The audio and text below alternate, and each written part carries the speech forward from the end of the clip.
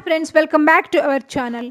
గత కొద్ది రోజులుగా ఫిలిం ఇండస్ట్రీలో మెగాస్టార్ చిరంజీవి కూతురు శ్రీజ తన రెండో భర్త కళ్యాణ్ దేవ్తో విడిపోయిందంటూ వార్తలు చక్కర్లు కొడుతున్నాయి. ఇద్దరు విడాకులు తీసుకున్నారనే ప్రచారం జరుగుతున్నా ఎవరూ కూడా అధికారిక ప్రకటన చేయలేదు.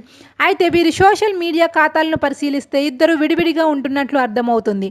ఇటీవల శ్రీజ పెద్ద కూతురు నివృత్తి బర్త్డే సందర్భంగా కళ్యాణ్ దేవ్ స్పందించలేదు. మరి వీరిద్దరికి మధ్య మనస్పర్ధలు వచ్చాయా, విడాకులు అయ్యాయా అనే విషయం పక్కన పెడితే శ్రీజ మూడో పెళ్లి అంటూ కొంతమంది ప్రచారాన్ని తెరలేపుతున్నారు.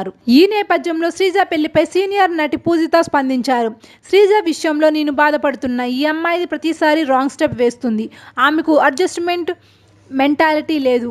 అధికారంతో ఆమెకు ఇంట్లో ఎవరూ చెప్పలేదేమో. రెండో పెళ్లి చేసుకున్న తరువాత అయినా ఆ అమ్మాయి సర్దుకోలేకపోయింది.